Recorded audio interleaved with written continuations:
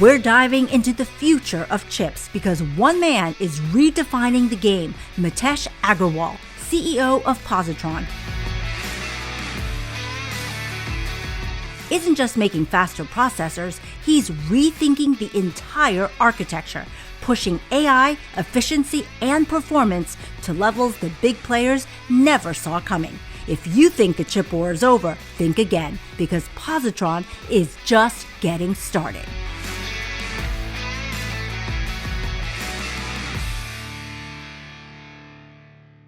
I want to welcome Mateesh Agarwal, CEO of Positron, talking about things all AI, so to speak. And first of all, welcome to Las Vegas. Are you enjoying yourself so far? Yeah, thank you for having me here, Bruce. It's a pleasure, and really looking forward to this chat. It's all about AI and technology nowadays, so we can go deep into that. I think there are a lot of people that are curious about AI, Yep. and they understand kind of the general application, but there's an infrastructure issue. Yeah. And so, in a nutshell, what is Positron? Yeah, Positron exactly lives within the realm of that infrastructure. We are basically building custom silicon or chips as, to really accelerate the applications that AI is bringing to us.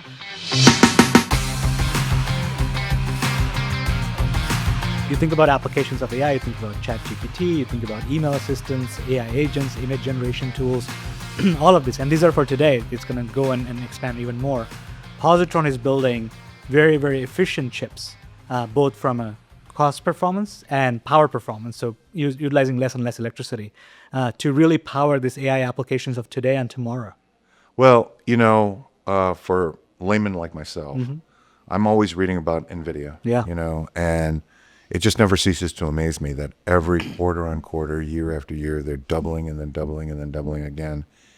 The demand for these chips are unbelievable. Yeah. Okay. But they have a virtual monopoly. Yep. How does Positron compete with not only that monopoly, but with the quality of a chip of Nvidia? I mean, in essence, what makes you different? Yeah. So you talk rightly about Nvidia, one of the smartest and largest companies on the planet, right? But the system they have designed, the chip that they've designed, Nvidia chips, they have to address 100 different problems, 100 different kind of applications. So it's what is called GPU, and it's more general purpose. Where we are seeing where the market is going is that as AI applications are increasing, a lot of spend is going into targeting these AI applications. So, for example, just to give you numbers, NVIDIA's annual revenue is $200 billion on data center this year. In 2025, it's going to be that. For inference, which is what we are targeting, which is application-based AI, that's roughly $50 billion of that $200 billion is going towards that, right? But within these applications, there are all these different types of models. People have heard of DeepSeek or ChatGPT or Grok with a K, this kind of language models. And NVIDIA can run them, but they can't run it as efficiently, all of the applications, because they have to run 100 different applications too. When you're designing ASIC and custom silicon, you are saying that we're going to focus on this type of application and really going to make sure that all of the silicon, everything that is on a chip, all the transistors, all of the memory, all of the flops, all of the computing, it's focused towards running that very, very efficiently. So that's how we compete. We say that we're going after that one piece of the market of inference, roughly $50 billion of infrastructure spent this year on it. And we say that we're going to try and get or capture a percentage of it more and more and more of that. Obviously, you also asked, how do we compete with NVIDIA, which has tens of thousands of people and trillions of dollars of valuation? I guess my question is, what you say is, how do you get customers to listen to you when they have such dominance in the marketplace? Yeah, I think the two things that you do is, one, you listen to the customers and see what their workloads, how they're running them today. And today, like you mentioned, NVIDIA is a virtual monopoly, right? So you have to accept that that's the ecosystem that we are living in and that we are part of. And so you have to make our systems integrate into that ecosystem. You cannot make people change their code. You cannot make people change the way they run things, right? You have to comply and be part of that ecosystem. So that's one. Positron is the only ASIC company that has really made it such that you don't have to make any changes in any line of code to run your same application that you're running on NVIDIA to run on Positron. That's first. And obviously, the only way you can get a customer to be interested in you is if you show them better performance at a cheaper cost, at a cheaper usage of power. And if you show that, then they're going to be talking to you. They're going to be interested in you. We have customers in many different types of applications, whether it's gaming companies, media companies, cloud companies, who look at our product and say, yeah, I can drive performance optimization. I can drive efficiency, basically. I can get more for less for my particular application. And that's how you get them to start to talking with you. Then you test them and you kind of build from that, right? And that's the story there. That's how we build. How's the reception been so far? It's been really great. I think the main thing that ASIC companies have struggled, if you've seen in the past, is getting a customer. Like they have all said stories around how they're building a software first or things like this, and they really struggled to get a third party customer other than themselves deploying it in a cloud, right? So for us, I'm proud to say that we just did our first rack scale deployment, which is a production ready deployment at a customer. We're going to be announcing that customer story soon, in a month or so. And we have other customers I mentioned in gaming companies, in content moderation area, where companies are looking at us and saying, yeah, this is really effective. And again, it's about look, we are grounded as a company, right? We take it step by step. I'm not sitting here and telling you that, we're going to target all 200 billion of Nvidia. Sure. I'm not even saying that in the first year it's all about getting to 1% of it. It's like you take step by step and you eventually get to that percentage and you keep on growing into that market. Other parties' market is also growing rapidly, so you kind of expand in that ever expanding market there.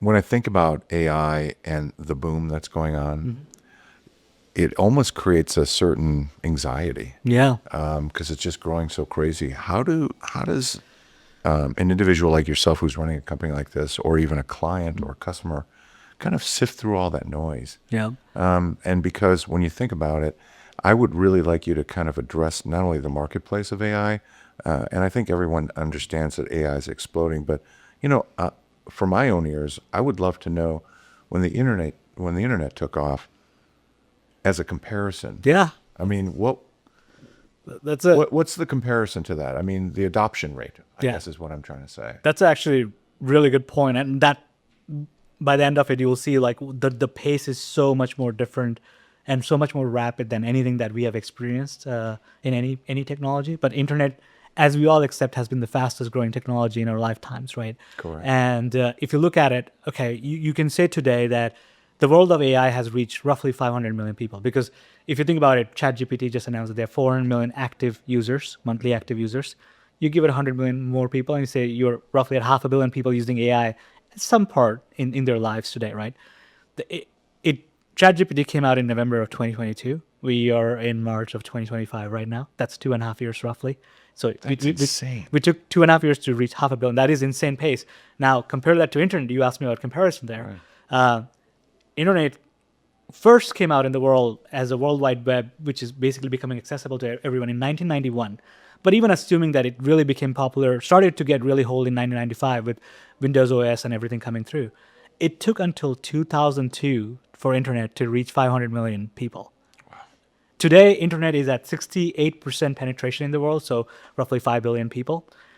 AI has at least that 10x growth more to go, and we're accelerating at 3 to 4x faster pace than what internet grew at. So we're talking about getting to 5 billion people in the next decade rather than in next 3 decades, which is what internet took. Like internet's taken 3 decades to get to 5 billion people. So this is why when you hear great optimism from use case. So the demand is just insatiable. Yeah.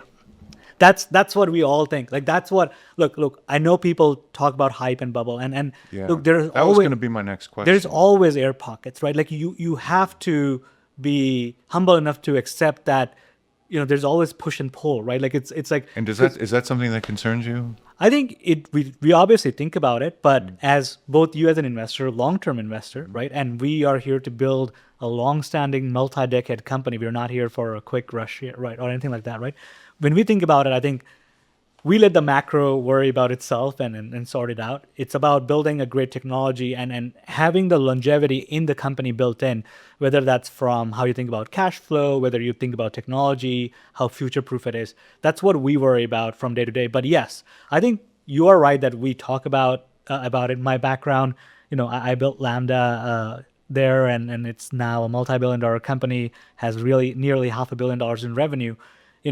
We build that in a few years' time, right? Without a hype, kind of like on hype is for lack of a better word, but without that growth rate, you can't build a $500 million generating revenue company in that few short amount of time.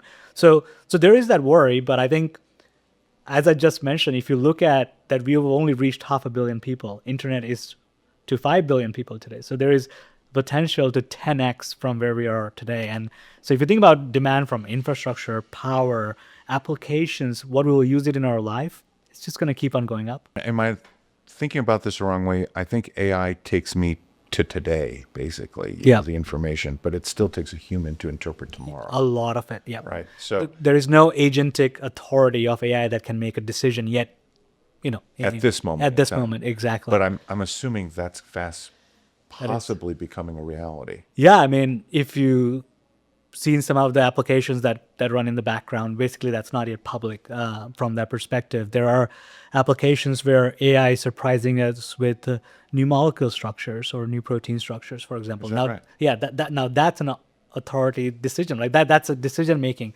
It still can't act on it where AI can't go when it predicts a structure. It can't still go and produce it yet. Like it can't go into manufacturing of it yet, right? But I think you will see, like, look, with any technology, there is always a hype that AGI is coming or anything like that. I don't know about AGI from that perspective because AGI's definition can differ. AGI basically mean artificial general intelligence, right? Like, basically, can it do everything? That just depends on definition of everyone, how they perceive the world, what their job is, what everything is. But from the perspective of really like growing fast and how it's getting more and more of the things that we think about and taking chunks of that, all the way from self-driving a little bit, like we used to drive everything. Now cars are assisting you in driving. And robotics. And robotics, exactly. I think that's the big next thing. It's like, if you think about two major kind of 10Xs, right? Like, and what's the major things coming through? One is content generation. Like today we are sitting here talking in person, generating this content for this, right? Tomorrow I'm just going to type, hey, have Mateesh and Bruce talk intelligently around AI, and it can generate a podcast. Now, it won't be good. It won't be robust. It won't replace this. I don't know for how long, but it'll take some time, right? So content generation is one of the big things that's going to drive that adoption 10x, because if you think about it today, But what you're inferring is it's coming. it's coming, absolutely. And then the other part is robotics. You think about all of the physical things that we do by walking and moving and things like those, which automatically translates into different types of workloads that we do. That's all going to come. And like, look, there's always positives and negatives. So we will have to think and learn and adjust around this new reality. But this is the part of the demand curve that we see and that we're building Positron for. Like, that's the inherent if you ask me, Yeah. as a technologist, that's the inherent optimism, that there's just so much demand curve that is coming in our faces that you got to build to make it better. And if you build it, you will kind of ride that wave. If you fight against it, then neither are you going to help with the problems that will come with it, and you're going to be left behind. So you better build it. Guesstimate for me how much money is being spent on research and development of these particular products. It can't be cheap. No. I mean, I don't even need to guesstimate, right? I mean, we have the numbers in the industry that we're saying. Gazillions. I mean, You just look at the number that people hear is their Nvidia revenue number, and they're on a 200 billion ARR, annualized revenue revenue run rate track. That's just one company. Now, that's just Nvidia that goes into a data center. To build a data center today for 1 megawatt of energy, that's $15 million. You're hearing projects that are 1 gigawatt, which is 1,000 megawatts. So these are $1.5 billion expenditures that are going on a per data center. How many data centers are being built up in the United States alone for a gigawatt? Well into tens of hundreds. So we're talking about hundreds of billions of dollars just to build core and shell to pump power through. I was going to say, is there enough energy in the country, in the world, to supply this demand? I think I've been reading articles about that. Yeah, I think it's a very interesting topic right now. I think it's a function of increasing energy as increasing demand comes through. I think so far we have the energy. That's why we have been able to, get the growth that we have been, and people are building more and more of it. And it's not just that, hey, you have alternative sources of energy or nothing or anything like that. It's building what we currently obviously have, whether that's, grid power and keeping on developing that, but then also coming up with new power generation solutions. In Nevada, for example, geothermal is taking off. There's solar, obviously. Nuclear is back in kind of fashion, right? The government is talking about it. So yeah, like if you say that, hey, do we have enough energy for demand curve that's going to be 3 years later? If we stay flat, no. The answer is no. Like if you think about United States and the power increase, we used to increase power production by anywhere from 2 to 5% year on year. Over the last 2 years, we have been touching almost 10% power increase production year on year. Mateesh, when you're talking about being a long-term investor, I understand it if you're like a Procter and Gamble Yeah. or if you're consumer non-durable, things like that, where people are constantly consuming things and the predictability of those earnings are fairly high. Yeah. Value stocks, whatever Yeah. you might call it. And I would have said to you 6 months ago, you're 100% right. Our artificial intelligence, Nvidia, and there seemed to be a cadence with it, the Magnificent Seven. Yep. And then out of nowhere, DeepSeek comes Yeah. out. Yeah. And I would like you to educate me a little bit on DeepSeek because I have to tell you, it made me go from a long-term investor thinking Yeah. on Nvidia like it was, kind of a Star Wars type Yep. thing. It was going to last forever. To showing some vulnerabilities Yeah. in their model and the concept of, and there's been some skepticism there. And so maybe you could shed some light there from an engineering perspective. Yeah. I'm like, how could you do that so cheaply Yeah. with such little resources? I mean, educate me a little bit on that. Yeah. By the way, that's the same answer I give when people ask me about positron, right? Yeah, that's why I'm kind of making the correlation. Yeah, I think it's like, hey, how can you achieve such level of efficiencies with a 20 to 30 people team with Because it seems implausible. yeah, it does. But I think like there have been many examples in the history of the world about it. But specifically talking about DeepSeek and then you asking around it from a market perspective, look, obviously what it showed was that you could get an amazing model competing with OpenAI, which is the premier closed source model company in the world. Closed source as in they don't share their model out to the world, they just share the application of it to the world, right? But showing to the world that you can do it with a lot less resources is just ingenuity, right? Like they basically R&D'd their way into figuring out how to run things that can really drive efficiencies. Like they use something called reinforcement learning, which makes the model self-learn really, really well. And you don't need to spend as much. They figured out reasoning, which means that you give model enough time to think, it can generate very intelligent answers. The more time you think, more intelligent an answer it generates. Things like this. So they not only invented or like not invented, I guess discovered it, like they did an R&D of it for a lot cheaper. But then what they did is they open sourced it so that everyone like you and me and any other company in technology world can have access to it. And that was the impact on the market. It was not the fact just that DeepSeek was able to do it. There would have been someone else who would have done it anyways. But the point is that they open source it now that it has access to everyone. What it does, it creates, we talked about the concept of air pockets. It creates a concept of short-term air pocket because you think about people thinking that, hey, to run this type of intelligent model, you will need to spend this much. And suddenly they brought it down by a magnitude, right? So now you have to wait on the demand curve to rise again to get to that spend curve.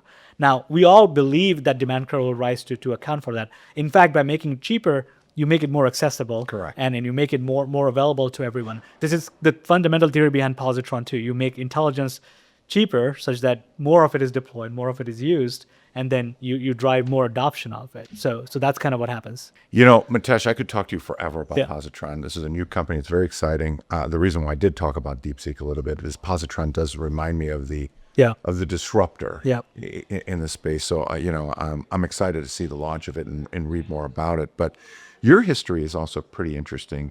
Mateesh, you didn't just show up as the CEO.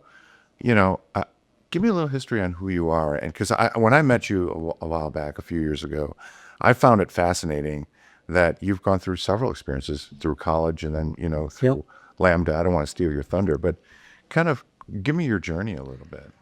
Yeah, I think and why you're here. You know what I mean? As Yeah. the CEO. I mean, I think look, the why is actually always about curiosity and wanting to learn more. There's all the other reasons that go into picking careers and making choices, but fundamentally, I think it's about you're seeing a technology, you want to be involved in it, and you want to contribute it to make it better.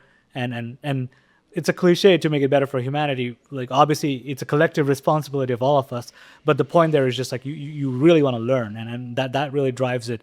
And that answer also takes you into my own personal background and kind of how I think about the world, right? Like, I came here as a 17-year-old to go to and study. I was going to be a researcher in the field of biology and chemistry. Like, I was a chemical engineer, and my first startup was in chemical engineering. I worked on designing, water purification, water generation and purification through air, through the humidity in air using salt solution. So no electricity. It was a baby of mine, right, to build that. But through that, I also learned about failure, right? The technology, it worked at small scale, it failed at big scale. And I learned about, how to deal with failure.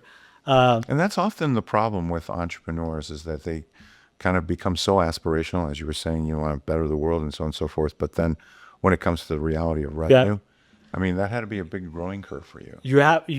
Big growing curve. And everyone has to realize that you have to drive real value, because you can speak in hyperboles all day long, but if you don't drive real value, you're not going to be a long-term success, or whether it's success or you're not going to have long-term even kind of satisfaction, right? So this kind of bleeds into Lambda. When we started Lambda and really started working. And what is Lambda?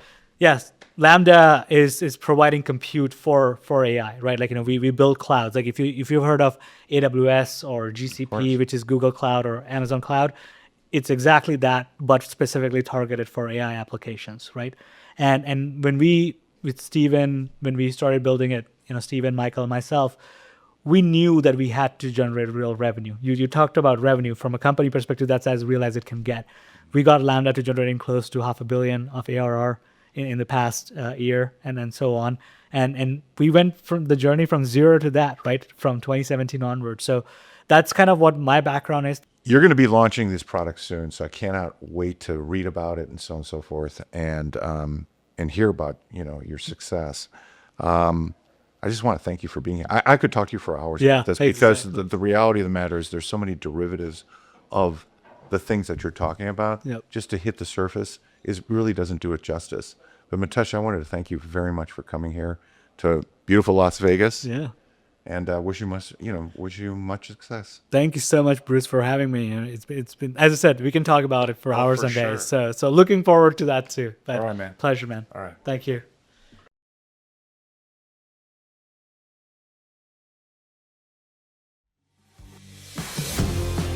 Changing the game, shattering expectations, rewriting the rules.